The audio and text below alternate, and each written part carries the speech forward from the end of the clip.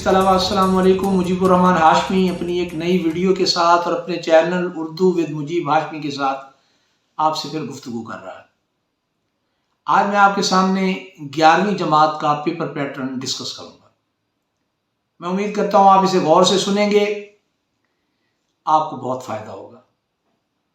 और याद रखिए कि ये जो चैनल है ये बहुत सारी आपकी ज़रूरियात को पूरा करेगा, बेहतरीन नंबर्स आपको देने में मुमिद, मुआमिन और मददगार होगा। और आने वाले वक्तों में ऐसा भी होने वाला है कि आपके तालीमी जो मसाइल हैं उनको भी मैं इसमें डिस्कस करूँगा और उनका हल आपको बताऊँगा।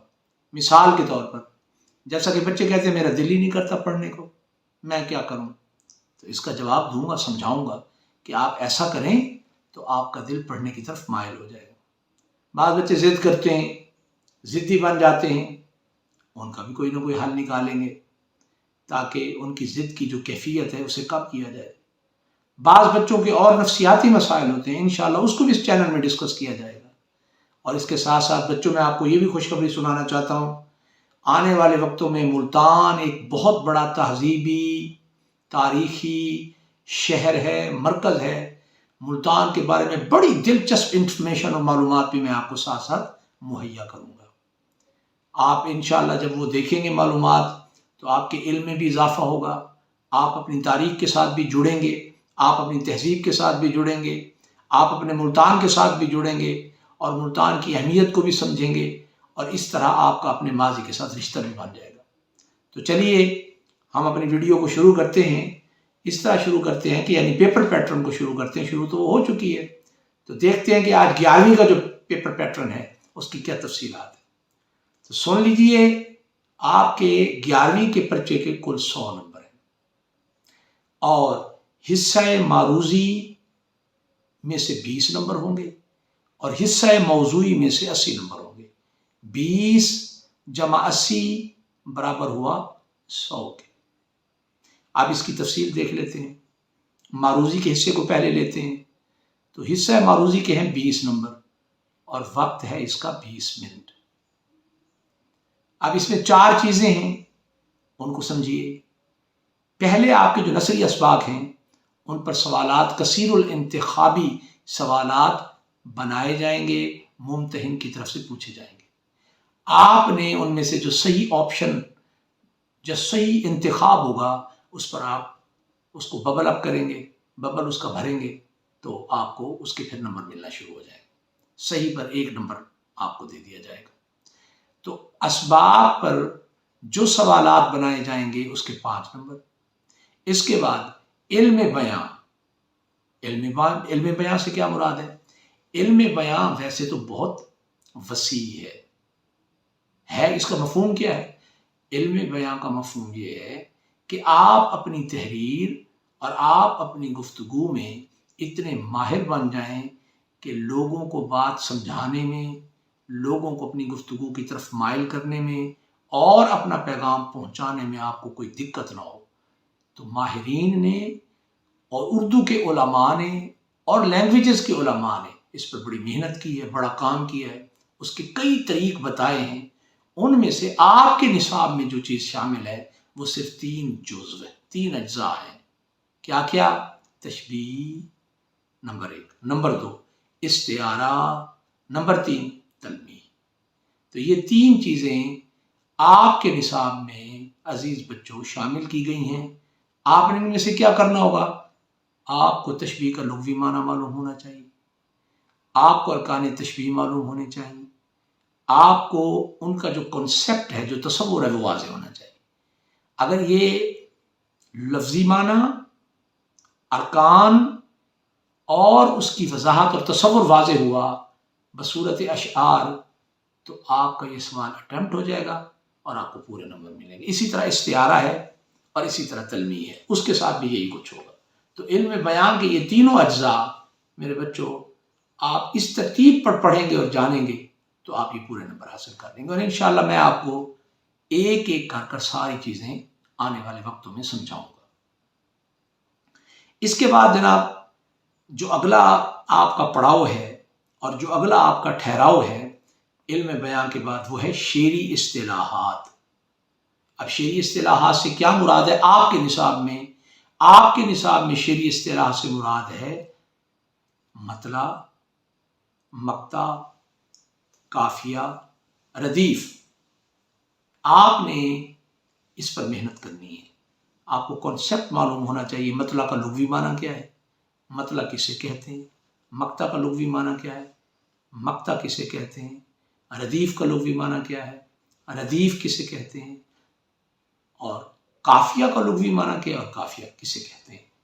تو مثالوں کے ساتھ جب یہ چیزیں آپ کے سامنے آ جائیں گی تو پھر یہ آپ کو پورے نمبر مل جائیں گے۔ اور آخر میں ہے غیر حقیقی تذکیر و تانیث کا سوال۔ بھئی یہ غیر حقیقی تذکیر و تانیث کیا ہوتی ہے بچوں؟ بھئی غیر حقیقی تذکیر و تانیث کا مطلب یہ ہے کہ حقیقی تذکیر و تانیث کو سمجھنے میں تو کوئی دقت ہی نہیں ہے۔ بھئی مرد ہے تو اس کا مؤنث جو ہے وہ عورت، بھئی مرغہ ہے تو اس کی جو مؤنث ہے وہ مرغی ہو گئی، مذکر مؤنث ہو گیا نا، ایک نر ہوا، یعنی جو لفظ نر پر بولیں گے وہ مذکر، جو مادہ کے لیے بولیں گے وہ مؤنث۔ لیکن یہ غیر حقیقی تذکیر و تانیث، اس کا کیا معنی ہے؟ اس کا معنی ہے جو حقیقی نہ ہو۔ کیسے؟ جیسے مرد کا عورت، میاں بیوی، اس طرح نہیں ہوگا۔ وہ کیسے ہوگا؟ اب سوال یہ ہے کہ کتاب جو ہوئی، کتاب کو مذکر مانے یا مؤنث، چاند کو مذکر مانے یا مؤنث، سورج کو مذکر مانے یا مؤنث، میز کو مذکر مانے یا مؤنث، فوٹو کو مذکر مانے یا مؤنث، گوند کو مذکر مانے یا مؤنث، دہی کے بارے میں آپ کی کیا رائے ہے، وہ مذکر ہے یا مؤنث ہے؟ اس طرح کی جو چیزیں ہیں انہیں کہتے ہیں غیر حقیقی تذکیر و تانیث۔ آپ کا سوال کیسے بنے گا؟ وہ یہی چیک کریں گے وہ ممتحن صاحب کہ بھئی آپ لفظوں کے بارے میں کچھ جانتے ہیں کہ وہ مذکر بولے جاتے ہیں یا مؤنث۔ اب وہ کیسے پتہ چلے گا؟ اہل زبان کے اسلوب سے، وہ سند ہے۔ اگر انہوں نے کسی لفظ کو مذکر باندھا ہے، بولا ہے، تو وہ مذکر ہوگا، اگر انہوں نے مؤنث بولا ہے تو وہ مؤنث ہوگا۔ مثلا اب آپ کتاب کو دیکھ لیجئے، تو کتاب جو ہے یہ اہل زبان سے مؤنث مانتے ہیں۔ جب آپ یہ نہیں کہتے میرا کتاب، آپ کہتے ہیں میری کتاب۔ کیوں؟ اس لیے کہ کتاب مؤنث ہے۔ تو اس طرح کے اس مثال کو سامنے رکھ کے آپ اس سوال کو سمجھ گئے ہوں گے۔ تو یہ آپ کا اس طرح معروضی کا حصہ مکمل ہو گیا۔ اس کے بعد ہے موضوعی۔ موضوعی حصے میں جو دوسرا سوال ہے وہ ہے اشعار کی تشریح۔ اب اس میں آپ کے غزل کے پورشن میں سے بھی اشعار آئیں گے اور نظم کے پورشن میں سے بھی اشعار آئیں گے، اور یاد رکھیں دونوں کے 10-10 نمبر ہیں، بس تھوڑا سا فرق ہے۔ جو نظم کے اشعار آئیں گے ان میں ترتیب یہ ہوگی کہ آپ نے نظم کا عنوان اور پھر شاعر کا اگر نام لکھ دیا تو 2 نمبر پورے، پھر اس کے بعد اگر 2 اشعار ہیں تو ہر شعر کے 4 نمبر، 2 جمع 4، بلکہ اس کو یوں سمجھیں 1 جمع 1 جمع 4 جمع 4 برابر ہوئے 10 کے۔ شاعر کا نام 1 نمبر، نظم کا عنوان 1 نمبر، پہلے شعر کی تشریح 4 نمبر، دوسرے شعر کی تشریح 4، تو 10 ہو گئے۔ لیکن اس میں ایک اور بات بھی ہے، وہ یہ کہ اگر وہ آ جائے کوئی بند پورا کا پورا آ جائے تو وہ پورا کا پورا بند بھی 8 نمبروں پر مشتمل ہوگا۔ پھر اس کے اشعار الگ الگ نہیں ہوں گے، بلکہ آپ پورے بند کی جو شرح کریں گے اس پورے بند کی شرح کو دیکھتے ہوئے ممتحن آپ کو مجموعی طور پر جو ہے 8 میں سے جو ہے نا جو نمبر ہیں وہ دے گا۔ تو یہ آپ کا نظم کا پورشن ہوا، اس کے 10 نمبر ہوئے۔ پھر غزل کا پورشن ہے۔ غزل کا پورشن جو ہے اس میں بھی 10 نمبر ہیں، اور 3 اشعار آپ کی کسی بھی غزل میں سے آئیں گے اور آپ شاعر کا نام لکھیں گے، اس کا 1 نمبر، اور ہر غزل جو ہے اس کے اپنا ہر شعر، غزل کے ہر شعر کے 3 نمبر ہوں گے، تو 3 شعر ہوں گے، 1 شاعر کا نام، تو یہ 10 نمبر بنے، تو یہ 20 نمبر ہو گئے کل۔ سوال نمبر 2 اب آپ آ جاتے ہیں سوال نمبر 3 پر۔ جو سوال نمبر 3 ہے وہ نصب پارے کی تشریح ہے۔ آپ کی کتاب میں سے کسی ایک سبق میں سے کوئی ایک نصب پارہ لیا جائے گا اور یہ کہا جائے گا کہ آپ حوالہ متن کے ساتھ سیاق و سباق کو مد نظر رکھتے ہوئے اس عبارت کی شرح کر دیں، تشریح کر دیں۔ یہ سوال ہے آپ کا تیسرا، اس کے 15 نمبر ہے۔ حوالہ متن سے کیا مراد ہے؟ حوالہ متن سے مراد ہے سبق کا عنوان اور مصنف کا نام، اس کے 2 نمبر ہے۔ سبق کا عنوان 1 نمبر، مصنف کا نام 1 نمبر۔ پھر ہے سیاق و سباق۔ سیاق و سباق کا کیا مطلب ہوتا ہے بچوں؟ سیاق و سباق کا مطلب یہ ہوتا ہے جو عبارت ہے اس عبارت سے پہلے کیا ہے اور اس عبارت کے بعد کیا ہے۔ عبارت موجود ہے، اس عبارت سے پہلے کیا ہے، اس عبارت کے بعد کیا ہے۔ آپ یہ بتا دیں کہ عبارت سبق کے کس حصے میں کھڑی ہوئی ہے، آپ کو 1 نمبر مل گیا۔ آپ یہ بتا دیں عبارت سے پہلے مصنف نے کیا بیان کیا ہے، آپ کو 2 نمبر مل گیا۔ آپ یہ بتا دیں اس عبارت کے بعد مصنف نے کیا بیان کیا، آپ کو 3 نمبر مل گئے۔ تو 2 نمبر حوالہ متن کے اور عزیز بچوں 3 نمبر سیاق و سباق کے، تو یوں یہ 5 نمبر ہو گئے۔ اس کے بعد جو عبارت ہوگی آپ اس کی شرح کریں گے، اور جب شرح کریں گے، تشریح کریں گے، اسے کھولیں گے، اس کے آپ کو 10 نمبر ملیں گے۔ تو اس طرح یہ 2 جمع 3 جمع 10 برابر ہے 15۔ تو یہ سوال آپ کا 15 نمبر پر مشتمل ہے۔ سوال نمبر 4 ہے 2 اسباق کے خلاصے ہوں گے، ان میں سے آپ نے ایک خلاصہ کرنا ہوگا۔ اس میں بھی ایک مزے کی بات ہے، وہ یہ ہے کہ موٹا کر کے آپ لکھیں گے مصنف کا نام، اس کا 1 نمبر ہے، اور جب آپ ترتیب کو مد نظر رکھتے ہوئے 1/3 کرتے ہوئے، خیالات کی ترتیب کا بھی خیال کرتے ہوئے، اہم باتوں اہم کرداروں کو مارکر کے ساتھ ہائی لائٹ کرتے ہوئے، اچھی خوبصورت لکھائی کے ساتھ عزیز بچوں خلاصے کو 20 منٹ کے اندر مکمل کرتے ہوئے مکمل کریں گے، تو میں سمجھتا ہوں کہ ایسا بھی ہو سکتا ہے کہ آپ کو پورے 10/10 سارے نمبر مل جائیں۔ اس کے بعد ناظم کا خلاصہ ہے، اس کے 5 نمبر ہے۔ اور اگلا جو سوال ہے آپ کا وہ ہے مکالمہ، روداد یا ڈائری رائٹنگ۔ تو مکالمہ، روداد اور ڈائری رائٹنگ یہ جو ہے یہ بھی 10 نمبر کا ہے، لیکن یاد رکھیں کہ یہ 3 چیزیں ہیں، ان میں سے یا کے ساتھ 2 چیزیں آئیں گی۔ کیا مطلب ہوا؟ اس کا مطلب یہ ہوا مکالمہ ہوگا اور ساتھ اس کے وہ کہے گا یا روداد۔ اب آپ کی مرضی ہے کہ مکالمہ کریں یا روداد کریں، یا پھر ایسا ہو سکتا ہے وہ کہے روداد یا ڈائری۔ اب یہ آپشن آ گیا روداد یا ڈائری، اب آپ کی مرضی ہے ان 2 میں سے کسی ایک کو کریں۔ لہٰذا میں اپنے بچوں کو یہ کہتا ہوں کہ آپ ایسا کریں کہ مکالمہ کر لیں، اس کے ساتھ روداد بھی کر لیں۔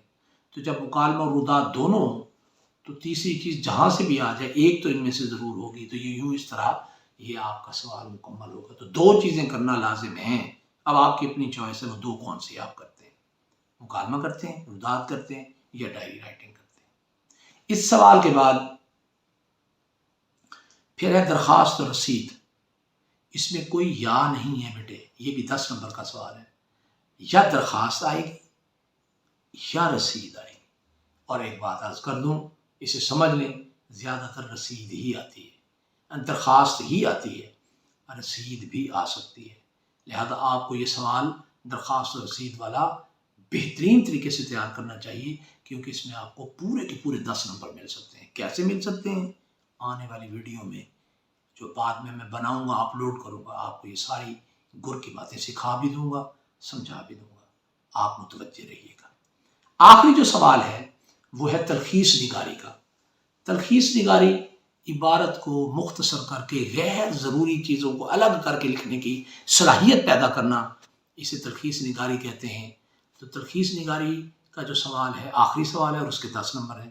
اس کے نمبروں کی ترتیب یہ بنتی ہے، 2 نمبر ہوں گے موضوع عنوان کے، عبارت جس کی تلخیص کر رہے ہیں عنوان دیں گے، 2 نمبر اس کے، اور 8 نمبر آپ اس کی جب تلخیص کریں گے تو اس کے ہوں گے۔ تو اس طرح یہ آپ کو 10 نمبر کا سوال اٹیمپٹ کرنے کا موقع ملے گا۔ اب میں اپنی گفتگو کو ختم کرنے سے پہلے آپ کو یہ بتانا چاہتا ہوں، آنے والے وقتوں میں آپ کو ایک چیز اس چینل پر ملنے والی ہے۔ میرے ساتھ جڑ کے رہیے گا، ساتھ رہیے گا، اس چینل کو سبسکرائب کریں، اس کو شیئر کریں، سبسکرائب کریں، دوستوں کو اس کی طرف متوجہ کریں۔ یہ یاد رکھیے گا بچوں، یہ صرف اردو کی تفہیم اور اردو کے نصاب اور آپ کے بہترین نمبرز کا چینل نہیں ہے اکیلا۔ اس میں آپ نے ملتان کی تاریخ کو دیکھنا ہے، آپ نے اپنی تہذیب کو سمجھنا ہے، آپ نے اپنی تربیت کو دیکھنا ہے، اور آپ نے اپنی نمایاں چیزوں کو دیکھنا ہے۔ یہ یاد رکھیں، یہ صرف آپ کو فائدہ نہیں دے گا، گھر میں بیٹھنے والی بچیاں جو پڑھاتی ہیں ان کے لیے بھی یہ مفید ہوگا۔ اس کے علاوہ جو ٹیچرز ہیں ان کے لیے بھی یہ مفید ہوگا، اور ٹیچرز کے علاوہ عام پبلک جو ہے وہ جب اس کو دیکھے گی ان کے لیے بھی مفید ہوگا، کیونکہ میں بڑی بنیادی باتیں اس میں ڈسکس کروں گا. بہت شکریہ. السلام علیکم ورحمۃ اللہ وبرکاتہ.